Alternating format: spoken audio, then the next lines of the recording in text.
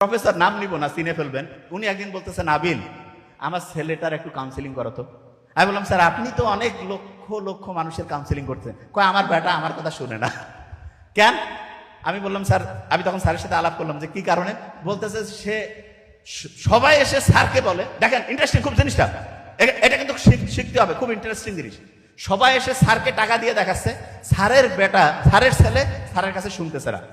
আমি বললাম, স্যার কারণটা কি আপনি ধরতে পারছেন? বলছে বুঝতে পারতেছি না। আমি বলছি সমাধানটা আমার কাছে আছে।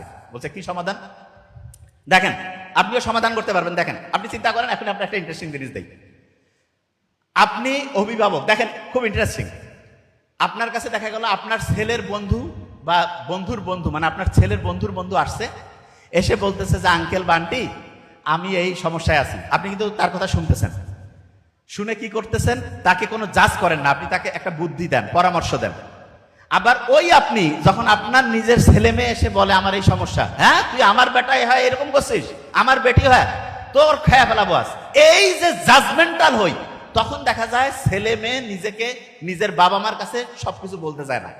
খেয়াল রাখবেন, মা বাবার কাছে যদি ছেলে মেয়ে সবকিছু বলতে পারে, আমি বলতেছি লিখে রাখেন, সমাজের 80% প্রবলেম দূর হয়ে যাবে। 80% প্রবলেম দূর হয়ে যাবে সন্তানেরা যদি মা বাবার সাথে খোলামেলা আলোচনা করতে পারে। একদম বন্ধুর মতো মিশতে হবে। তো অনেকে বলে আমি তো বাপ মা, আমি তো সন্তানের সাথে বন্ধুর মতোই মিশি। কিরকম বন্ধু? খরক বন্ধু। দেখা যায় সন্তানের ভালো হইলে আসি, যে কোনো খারাপ কিছু হইলেই এই তুই এটা করছিস, এত বড় ভুল করছিস, তোর শেষ। তোর আব্বা আসুক, তোর আম্মা আসুক, মানে আব্বা আম্মাকে বলতেছে, আম্মা আব্বাকে বলতেছে, একটা গ্যাঞ্জাম লাগাই দিল। নো, এটা করবেন না। আপনি তাকে চিন্তা করবেন যে তার অবস্থায় আপনি থাকলে আপনি যাকে বলতেছেন তার কাছ থেকে কি আচরণ আশা করতেন, এবং ওই সন্তানটা যদি আপনার না হয়ে আপনার বন্ধুর বা অন্য কারো হইতো, আপনি যেই অনুযায়ী তাকে হচ্ছে ঠিকভাবে দিক নির্দেশনা দিতেন, সেটাই করতেন। আচ্ছা আমি একটা জিনিস বলি, খুব অসাধারণ মানুষ যারা, অনেক সময় আমরা দোয়া নিতে চাই না, এই বলেন না কেন দোয়া নিতে চাই না?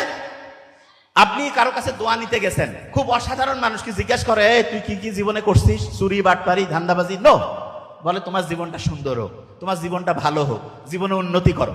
ঠিক তেমনি করে আপনার সন্তান যেই অবস্থায় যেই পরিস্থিতিতে থাকুক, আপনার উচিত তাকে হচ্ছে উৎসাহিত করা, তুমি জীবনে অসাধারণ কিছু করো, ভালো কিছু করো। আর যে কোনো খারাপ জিনিসের কথা সরাসরি করবেন না যে এটা করে এটা করবেন, এইভাবে বলিয়েন না, এক্সাম্পল দিয়ে বলেন।